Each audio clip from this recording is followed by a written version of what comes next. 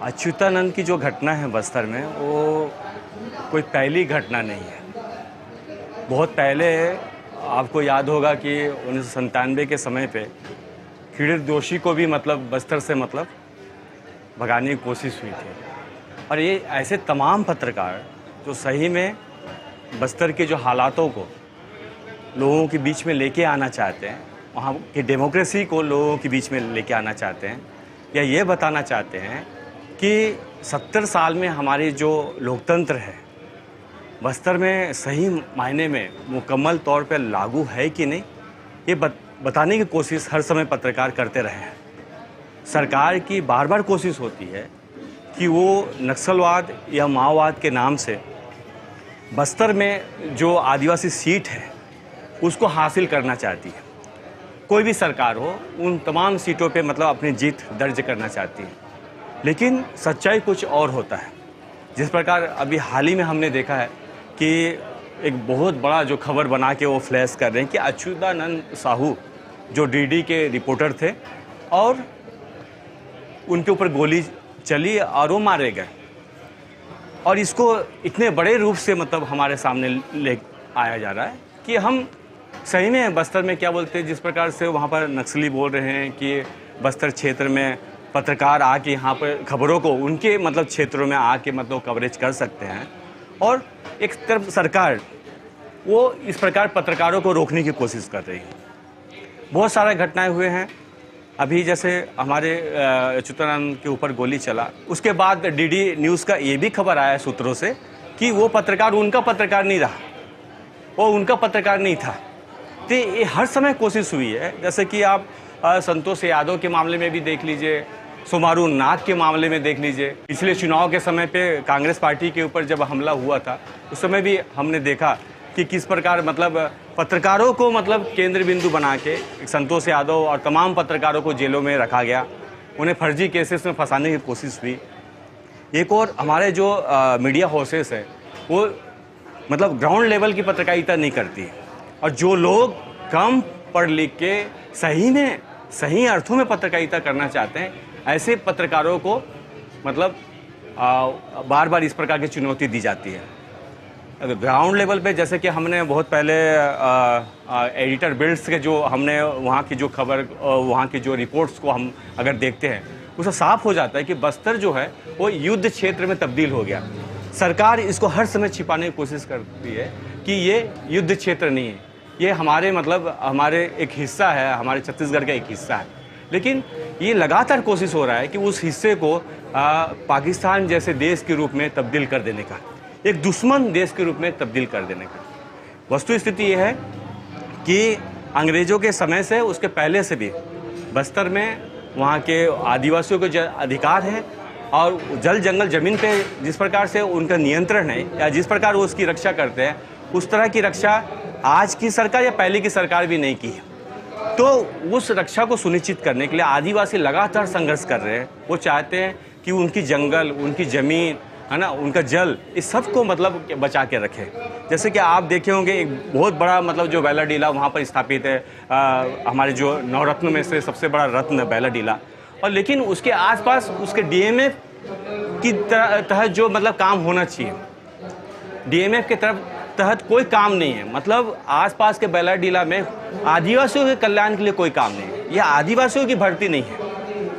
ऐसा नहीं कि बस्तर के लोग विकास नहीं चाहते हैं, बस्तर के लोग बिल्कुल विकास चाहते हैं, लेकिन हमारे पास इस प्रकार की योजनाएं नहीं है, हमारे सरकार के पास इस प्रकार की योजनाएं नहीं। सरकार सिर्फ प्लेन एरिया में जो मैदानी क्षेत्रों में सरकार की डींगे हाँकती है, लेकिन बस्तर जैसे क्षेत्रों में जहाँ पर 5वीं अनुसूची लागू होती है, 6वीं अनुसूची के कुछ अनुशंसाएं लागू होती हैं, पेशा कानून है, पेशा कानून के बाद तो एक स्थिति ये साफ हो गया है बस्तर में कि आपको ग्राम सभा के प्रस्ताव को तो मानना होगा। लेकिन हो क्या रहा है कि ग्राम सभा के प्रस्ताव का लगातार उल्लंघन हो रहा है, चाहे वो लोहांडी गुड़ा हो, चाहे क्या बोलते हैं KNMDC हो, चाहे रावघाट हो, चाहे जितने भी आहार लद्दी बोले, चाहे बैलाडीला बोले, चाहे आपका दलीराजरा बोले, हो ये रहा है कि विकास के नाम पर एक भय का माहौल स्थापित किया जा रहा है। जितने भी प्राकृतिक संसाधन है उसको लूटा जा रहा है, और लूट के ले जाने के एक माध्यम बना दिया गया है बस्तर। अगर सही में बस्तर में लोकतंत्र को अगर स्थापित करना है तो हमको इस प्रकार के खबरों के ऊपर ध्यान देना होगा। हम देख सकते हैं कि अच्युतानंद के खबर को किस प्रकार मतलब गलत ढंग से हमारे बीच में पेश किया जा रहा है। अच्युतानंद के पहले भी हमारे बीच में कमल शुक्ला और उसके साथ कुछ विदेशी पत्रकार ठीक चुनाव के पहले चुनाव की स्थितियों उनका ये नज़रिया रहा है कि लोकतंत्र को स्थापित करने में चुनाव की क्या भूमिका हो सकती है, और सब मानते हैं कि चुनाव होना चाहिए। और बहुत अच्छे ढंग से जिस प्रकार से इस चुनाव को नोटा बार बार प्रभावित करते रहा है, उस स्पेस को पूरा करने के लिए लगातार पत्रकार भी कोशिश करते रहे। जिस प्रकार लोकतंत्र के तीनों स्तंभ के साथ मीडिया की एक अहम भूमिका है, आज भी मीडिया को हर जगह रोका जाता है। जब हम नुलकातोंग जाते हैं या सारकेगुड़ा जाते हैं, ये कोई भी क्षेत्र में जाते हैं बस्तर में, हमें हर जगह रोका जाता है। हमारे आरएनटी कार्ड की तलाशी ली जाती है, हमारे अखबारों की तलाशी ली जाती है, हमारे गाड़ियों की तलाशी ली जाती है। ऐसे तलाशी ली जाती है जैसे कि हम कोई आतंकवादी हैं। हम इस देश के नागरिक नहीं हैं। हमारे पास आधार कार्ड होता है, हमारे पास क्या परिचय पत्र होता है, उसके बाद भी सारे पत्रकारों को परेशान किया जा रहा है। बहुत पहले मुख्यमंत्री ने घोषणा किया कि संपादक और पत्रकारों की बस्तर में जाना को हम सुनिश्चित करेंगे। हमने सवाल उठाया कि आप इसको सुनिश्चित कीजिए। अगर लोकतंत्र को सही मायने में स्थापित करना होगा तो इसे सुनिश्चित करना होगा। और इसी कारण क्या है कि बहुत पहले साई रेड्डी को हमने खोया, नेमीचंद जैन को हमने खोया अपने हाथों से, और इस प्रकार संतोष यादव की तो स्थिति ऐसी हो गई है कि अब उसको हर दिन थाने में हाजिरी देना पड़ता है। एक पत्र, अब बताइए लोकतंत्र की क्या स्थिति है। मैंने मेरा साफ साफ मानना है कि पत्रकारिता चौथा पिलर नहीं है। कौन कहता पत्रकारिता चौथा पिलर है? पत्रकारिता अगर चौथा पिलर होता तो इस लोकतंत्र के पहले भी हमें क्या बोलते समझते, और लोकतंत्र को तीनों स्तंभ भी हमारा मान सम्मान करते। हम जो सच को लेके आना चाहते हैं, है ना, तो हमारे सच को क्या बोलते हैं कि जिस प्रकार हम गुप्तांगों को छुपा के रखना चाहते हैं, उसी प्रकार हमारे सच को छुपा के रखा जाता है, ताकि वो सच के अंदर में जो उत्पन्न होने वाले जो गुप्त रोगों से संबंधित संक्रामक है या रोग है वो बाहर ना आ जाए। तो इस प्रकार आप सच को नहीं रोक सकते। जैसा कि बहुत पहले नोम चॉम्स्की ने बोला है कि बुद्धिजीवी की जिम्मेदारी है कि वो सच बोले और झूठ को नंगा करे। तो ठीक उसी प्रकार इस चुनाव में आपको क्या बोलते हैं कि अगर लोकतंत्र को स्थापित करना है सही ढंग से, तो आपको बड़े संख्या में जो सेना आप वहाँ पर डिप्लॉयड कर रहे हैं, उन सेना को आपको बैरक में वापस लाना होगा।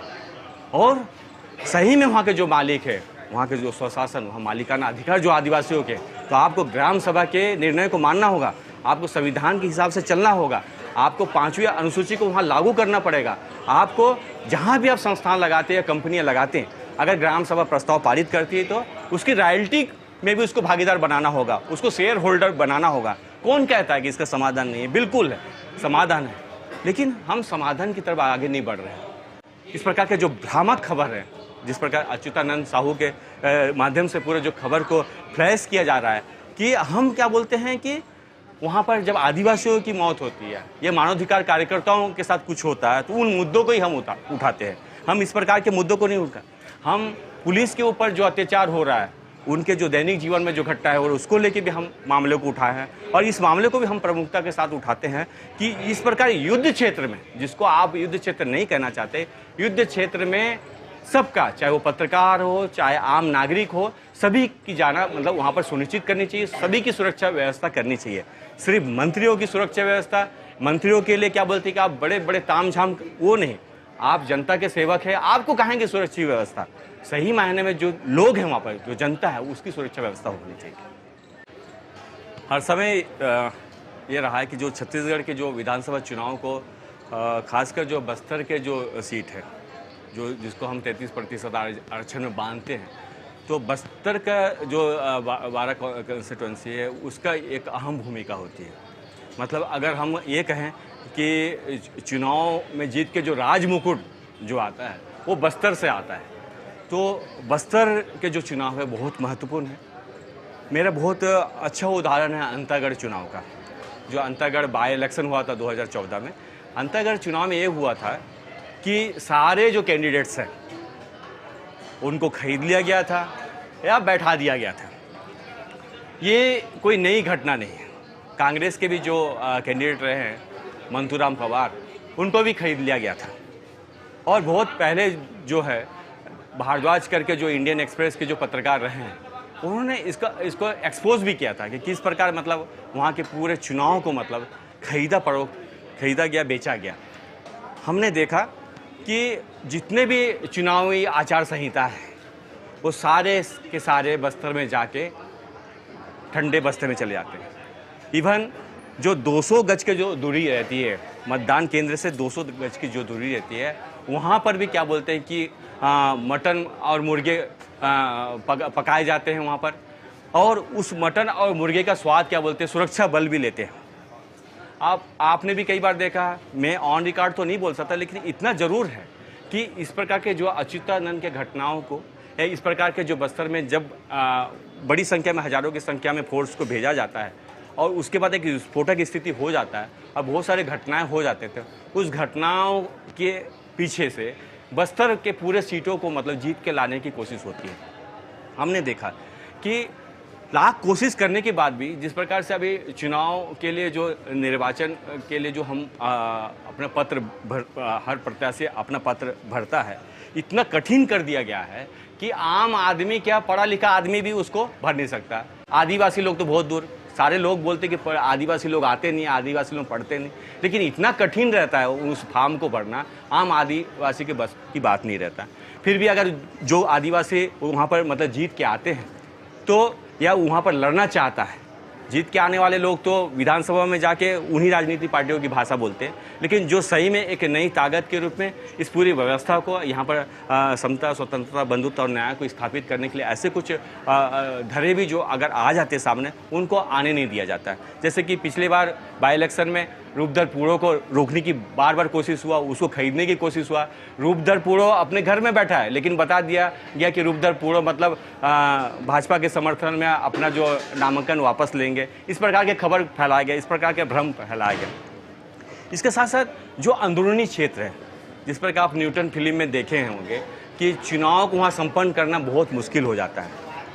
और मेरा जो मानना है, खासकर जो बीजापुर का एरिया है, बासागुड़ा का जो क्षेत्र है, कोंटा का जो क्षेत्र है, भोपालपट्टनम का जो क्षेत्र है, उसके साथ नारायणपुर का जो क्षेत्र है जो अबूझमाड़ से जाके जोड़ता है, इन सारे कंस्टिट्यूंसी को मतलब प्रभावित करने की कोशिश होती है।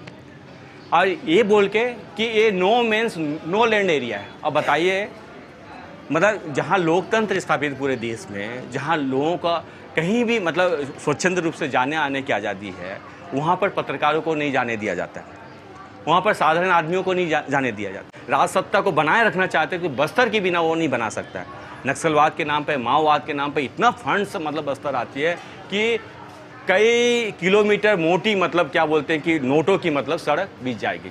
लेकिन क्या है, बहुत अच्छी बात है, सरकार के कारण क्या बोलते हैं वहाँ चमचमाती सड़क आ गई। 400 साल 300 साल पुराने पेड़ों को काट दिया गया है। जिस प्रकार अंग्रेज क्या बोलते हैं यहाँ से टीक वुड को लूट के ले जाते थे, यहाँ से क्या बोलते हैं आयरन ओर को ले जाते थे।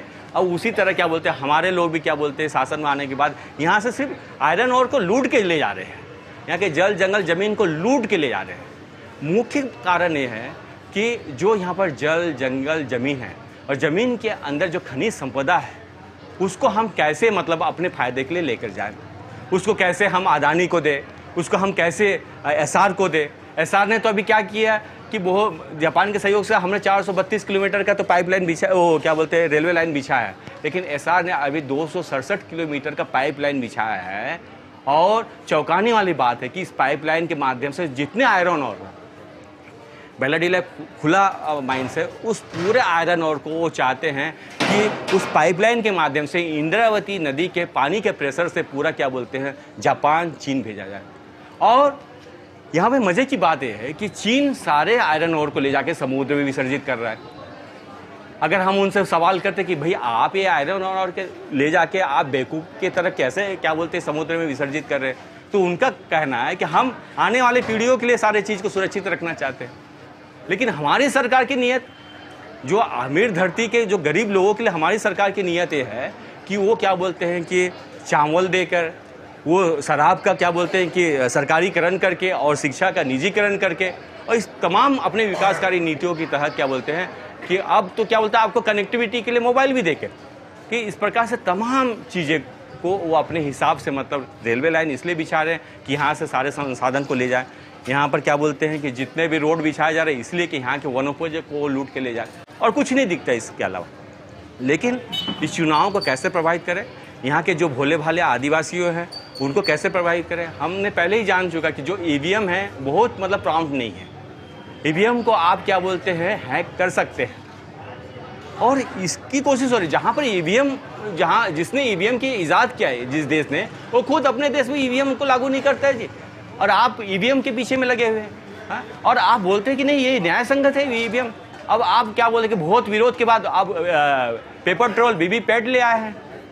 तो कितना आदिवासियों को मालूम है कि वीवीपैट जो 7 सेकंड में गिरने वाला वो किसको वोट दिया है? हाँ, और कई बार तो ये होता है कि इस प्रकार जहाँ जिसको हिंसाग्रस्त क्षेत्र घोषित कर दिया जाता है वहाँ तो मतदाता जा ही नहीं पाते हैं। तो क्या होता होगा आप तो सहज मतलब अंदाज़ा लगा सकते हैं। जहाँ पर मतदाता नहीं जाते हैं तो मतपत्र ये ईवीएम क्या बोलते हैं कि बिना वोट दिए ही चले जाता है, अब बिना वोट दिए ही क्या बोलते हैं सरकार बन जाती है। तो सरकार की जो रवैया है, सरकार की जो नीतियाँ है और युद्ध क्षेत्र में चुनाव को आयोजन करने का जो तौर तरीका है, जो साजिश है, इसको गंभीरता से समझने की ज़रूरत है। ठीक है, ऐसा प्रयोगशाला ये कोई नया नहीं हो रहा है। सोमालिया में हो चुका है, युगांडा में हो चुका है, जितने साउथ अफ्रीकन देश है सारे देश में इस प्रकार की चीज़ें हो चुके हैं। और सल्वाजुडू में कोशिश रहा है इस प्रकार के तमाम चीज़ों को क्या बोलते हैं कि हाँ अगाध ढंग से, बिलाग ढंग से मतलब क्या बोलते हैं कि जारी रखने के लिए, इस प्रयोगशाला को स्थापित करने के लिए ये कोशिश हुआ है। लेकिन जन आंदोलन और जनसंघर्ष इस प्रकार के तमाम जो भी साजिश है उसका जवाब दे रहे हैं। आपने दक्षिण कौशल पर सवाल किया है। आपको बता दूं कि बहुत ही मतलब ऐतिहासिक बात है कि छत्तीसगढ़ का ऐसा कोई इतिहास नहीं है। अगर मैं बोलूं तो विवाद को जन्म देगा। जिस प्रकार मैं इतिहास को पढ़ता हूं और मैं इतिहास का विद्यार्थी हूं, छत्तीसगढ़ का अपना कोई इतिहास नहीं। लोग बोलते हैं यहाँ पर छत्तीसगढ़ थे, तो मेरे को तो छत्तीसगढ़ से ज़्यादा दिखते हैं। लोग बोलते हैं यहाँ पर 36 चमार को लाके बसा दिया गया, उनसे भी ज़्यादा दिखते हैं। हाँ, तो अनाप शनाप मतलब छत्तीसगढ़ को लेके मतलब एक जो बाहरी जो लोग हैं आदिवासियों को यहाँ पर इन्फ्लुएंस करने के लिए, एक्चुअल में ये दक्षिण कौशल है, जो मौर्यकालीन दक्षिण कौशल, जहाँ पर क्या बोलते हैं कि हेनसांग आए, जहाँ पर गौतम बुद्ध आए, जहाँ बाबा साहब अम्बेडकर आए, ये वो दक्षिण कौशल है। और दक्षिण कौशल का एक ऐतिहासिक पृष्ठभूमि, मतलब हमारी जो अखबार का नाम रखने के पहले या उसके पीछे भी कारण है कि हम यहाँ की जो संस्कृति, यहाँ की जो सभ्यता है, यहाँ की जो ऐतिहासिकता है, जो अर्थशास्त्र है, जो संस्कृति, ये तमाम चीज़ों को हम समेट के मतलब लोगों के बीच में ले जाना चाहते हैं और उसको जीवित रखना चाहते हैं। दक्षिण कौशल हम जो हिस्से में हैं वो पूरा एक कौशल, जो महाकौशल बोला जाता था पहले, उसका ये दक्षिण हिस्सा है। ये वही मतलब क्या बोलते हैं श्रीपुर है, जहाँ पर तक्षशिला और नालंदा सा भी बड़ा यूनिवर्सिटी हुआ करता था। यहाँ पर नागार्जुन आते थे पढ़ाने के लिए, जो बहुत बड़े मतलब वैज्ञानिक थे, जो नालंदा यूनिवर्सिटी में पढ़ाते थे। आपको जान के आश्चर्य होगा, जो लक्ष्मण मंदिर बोला जाता है वो एक्चुअल में लक्ष्मण मंदिर नहीं है। अगर इतिहास को आप कुरे देंगे तो वो नागार्जुन का विहार है ना। और हमने उसको अपना वो बनाया है, होलो बनाया है अपना दक्षिण कौशल के साथ। ये बहुत ही गौरव की बात है कि हम बहुत संघर्ष के बाद दक्षिण कौशल के 4 साल पूरे किए हैं। इन 4 साल में हमारी कोशिश ये रही है कि हम इस पत्रिका को, जो कॉरपोरेट जगत है और जो सरकार है, उससे बचा के इस पत्रिका को हम निकाल सकें। और उस ढंग से प्रतिसाद भी है। हमने कोई गाड़ी नहीं बनाया, कोई बंगला नहीं बनाया, कोई कुछ इस प्रकार से हमने किसी का लूटा नहीं, किसी को खसोटा नहीं। लेकिन दक्षिण कौशल हर समय अपने शुरुआत से सबसे पहला जो हमारा अंक था वो अंतागढ़ चुनाव को लेके हमारा अंक था। एक जो रूपधर जो अम्बेडकर पार्टी ऑफ इंडिया का जो वो प्रतिनिधि था, प्रत्याशी था, वो किस प्रकार भाजपा को वहाँ पर अकेला चुनौती देता है, इस चीज़ को हमने दक्षिण कौशल में बताने की कोशिश किया और दक्षिण कौशल के इतिहास को भी हमने बताया। उसके बाद हमने बताया कि किस प्रकार 26 नवंबर को हम संविधान दिवस नहीं मनाते, हम 15 अगस्त मनाते हैं, 26 जनवरी मनाते हैं। लेकिन जब संविधान का निर्माण हुआ उस 26 नवंबर को हम संविधान दिवस नहीं मनाते। हमने युवाओं के ऊपर एक अंक निकाला और उसमें हमने विशेषकर सेक्स को फोकस किया, जिसको बिल्कुल वर्जित माना जाता है शिक्षा में। हमने लोगों को बताने की कोशिश किया कि सेक्स की शिक्षा सभी को देने की ज़रूरत है। बाप को अपने बच्चे को, बच्चियों को भाई को, अपने बहनों को, इस प्रकार सभी एक ऐसा माहौल बने कि हम सेक्स के ऊपर चर्चा कर सकें। काफ़ी विवादास्पद वो पत्रिका थी, लेकिन लोगों ने उसका प्रतिसाद दिया। उसके बाद तमाम घटनाएं, चाहे वो लोया वाली घटना हो, चाहे वो क्या बोलते हैं कि शिक्षा का निजीकरण की बात हो, या जो स्कूलों को, जो सरकारी स्कूलों को जो बंद किए जा रहे थे हमारे पूरे राज्य भर में, हाँ, उन सारे स्कूलों के बारे में हमने मुद्दा उठाया। हमने ये उठाया कि किस प्रकार हम क्या बोलते हैं कि नुल्कातोंग वाले जो मामले को हमने कवर स्टोरी बनाया कि आदिवासियों का किस प्रकार वहाँ पर हत्या हो रहा है। हम लगातार मतलब इशूज़ को उठाते जा रहे हैं ऐसे। लेकिन इसके साथ दिक्कत ये आ रही है कि सरकार जो इस प्रकार की छोटी पत्रिकाओं को जो विज्ञापन देना चाहिए, इस प्रकार के हमारे दक्षिण कोसल को विज्ञापन नहीं मिलता है। अगर हम पीआरओ में जाते हैं या जो भी विज्ञापन से संबंधित लोग हैं उनके पास जाते हैं, उनसे निवेदन करते हैं, तो हमारी पत्रिका को ये कहा जाता है कि आप सरकार के पक्ष में कुछ लिखते ही नहीं। तो मेरे को ये बताइए कि नुल्कातोंग वाला इशूज़ को मैंने पैदा किया, हाँ, ये बजट के जो इशूज़ है उसको मैं लेकर आ रहा हूँ। ये तमाम जो मुद्दे, चाहे लोहा का मुद्दा हो, चाहे जो भी मुद्दे हैं, चाहे वो पत्थलगड़ी का मुद्दा है, उसको मैं जनरेट कर रहा हूँ। मैं तो जनरेट नहीं कर रहा हूँ, या मेरे दिमाग में कहीं आसमान से तो नहीं गिर रहे हैं। ये इस पूरे सरकारी पूरे व्यवस्था के द्वारा उत्पन्न किए गए मुद्दे हैं, जिन मुद्दे को मुख्य धारा की मीडिया उठाते ही नहीं। हमने दक्षिण कोसल में पत्रकारिता के सारे वो जो क्या बोलते हैं कि एक ढर्रे के साथ जो चले आ रहा था, उन सारे तौर तरीकों को तोड़ा है। हमने कवर स्टोरी बनाना चालू किया है। हम ऐसे लोगों से मतलब क्या बोलते हैं बेलाग पेट चर्चा करते जो सही में समाज के लिए काम करते, जो प्रेरणास्पद है। हम आप बीती लेते हैं लोगों से, और किसी न किसी रूप में वो पूरे समाज को प्रभावित करती है।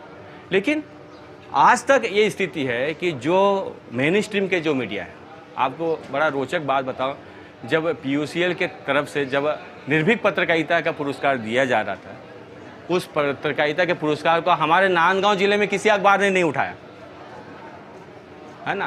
तो आपकी इस प्रकार के जो हाशिए में खड़े हुए लोग हैं, चाहे वो दलित हो, दलितों के ऊपर जो अत्याचार हो, चाहे SC ST एट्रोसिटी का मामला हो, चाहे वो भीमा कोरेगांव वाला मामला हो, चाहे वो रोहित वेमुला वाला मामला हो, चाहे कन्हैया वाला मामला हो JNU के, ऐसे सारे मुद्दे को हमने एक विश्व स्तर पे इस पत्रिका को लेकर आया। और इन तमाम सरकार के साथ तमाम ऐसे वर्गों को, जो पूरा मीडिया हाउसेस को, उनको अनुकरण करना चाहिए कि इस पत्रिका को ISSN भी मिला है। मतलब आप ये क्या बोलते हैं, अंतर्राष्ट्रीय स्तर पे भी मतलब इसकी जो प्रमाणिकी है उसको अब माना जाएगा। यहाँ पर आपके जो शोध होते हैं, वो शोध अगर इसमें प्रकाशित होते हैं तो उसको अधिमान्यता दिया जाएगा। तो कोशिश ये हो रहा है कि इस प्रकार की पत्रकारिता बंद हो जाए, इस प्रकार के अखबार बंद हो जाए। पिछले साल कोशिश हुए कि इस प्रकार से जो जितने छोटे अखबार है उसको बंद कर दिया जाए, क्योंकि बड़े अखबारों को तो आप खरीद लेते हैं। जो लोग आप बोल रहे हैं कि हम पेड न्यूज़ प्रकाशित नहीं करते हैं, सारे के सारे आप रमन भास्कर बना दिए हैं अखबारों को, है ना। रमन न्यूज़ हो गया पूरा मीडिया, चाहे वो बड़े जितने भी मीडिया हाउसेस हैं सब कारपोरेट मीडिया बन गए हैं। और जो बड़े पत्रकार है वो सारे बड़े पत्रकार जो है आइडेंटिटी कार्ड लेके गुंडे बन गए। जितने बड़े पत्रकार आइडेंटिटी कार्ड लेकर गुंडे बन गए। हमारा तो क्या है कि प्रेस क्लब में हम मेंबर भी नहीं हो पाते हैं। अभी आपको एक रोचक बात बता दूं कि सारे पत्रकारों को क्या बोलते हैं, मतदान के दिन मतलब वहाँ पर देखने के लिए जाने की अनुमति है, लेकिन मासिक पत्रिका दक्षिण कौशल के लिए कोई इस प्रकार की मतलब हमारे लिए कुछ मतलब ऑर्डर या हमारे लिए इस प्रकार की कोई सुविधा नहीं है। तो आप इंडिया टुडे को दोगे, वो मासिक पत्रिका पाक्षिक पत्रिका, उनको आप वो सुविधा दोगे, वो कहीं भी जाएगा। लेकिन यहाँ पर क्या है, प्रेस क्लब में वही सदस्य बन सकता है जो मीडिया कॉर्पोरेट हाउस को मतलब प्रतिनिधित्व करते हैं। बड़ा साजिश के तहत मतलब मीडिया हाउस में ये बंटवारा हुआ है, चाहे वो साप्ताहिक पत्रिका हो चाहे मासिक पत्रिका है, उसको एक किनारे कर दिया गया है और जिन अखबारों को आप खरीद सकते हो उसको अलग कर दिया गया है। लेकिन ये जो लड़ाई है ये तेज़ी के साथ मतलब जो इस प्रकार के जो मीडिया हाउस में जो लड़ाई है तेज़ी के साथ आगे बढ़ रहा है। और मैं तो सोशल मीडिया का शुक्रिया अदा करना चाहता हूँ कि वो दक्षिण कौशल को और भी मतलब अच्छे ढंग से मतलब लोगों के बीच में ले जाने के, उसके कवर स्टोरी को ले जाने के लिए, जो लोग नुल्कातोंग के बारे में जानते नहीं थे अब बच्चा जानने लगा कि नुल्कातोंग में हुआ क्या था, है ना। वो सोनी सोड़ी के भग्नाशय में किस प्रकार कंकर भर दिया गया लोगों में। जब मैं नुल्कातोंग के मामले को लेके तमाम विधायक से जब मैंने बात किया, कबासी लकमा, तो विधायक जी बोलने को नहीं रहे। जो विधायक पहले बोलने की स्थिति में थे कि क्या बोलते हैं कि नुल्का तो जो है वो गलत हुआ है, वो बोले ही नहीं। उन्होंने सीधा भूपेश बघेल की तरफ अपना बॉल उछाल दिया। उसी प्रकार क्या बोलते हैं दिनेश कश्यप, उन्होंने कुछ नहीं बोला, वहाँ के सांसद हैं, वो सीधे सीधे इस मुद्दे पर ना बोलते हुए ये बोलने लगे कि सोनी सोरी और उनके जैसे जो लोग हैं, लिंगाराम, ये सब जो है ये नक्सली है, ये एसआर को पैसा पहुंचाने जा रहे थे। तो मेरे को आप बताइए, एसआर जो पाइपलाइन के माध्यम से पूरा आयरन ओर को ले जा रहा है, वो किसके लिए ले जा रहा है? उसको आप अंदर क्यों नहीं करते? आप हमारे पत्रकारों को क्यों अंदर करते हैं? लिंगाराम कोडापी के क्या बोलते हैं कि आप क्या बोलते हैं, गुदा से क्या बोलते हैं कि पूरा जो एक लकड़ी में एक रोल में क्या बोलते हैं आप मिर्ची और तेल लगा के पूरा ठेल दिए, आज पूरे उसके आंतें फट गई है, फिर भी वो पत्रकारिता कर रहा है। ठीक है, आपके मुख्य मीडिया में क्या बोलते हैं उसको कोई जगह नहीं, तो इसका मतलब क्या, पत्रकारिता बंद कर दिया?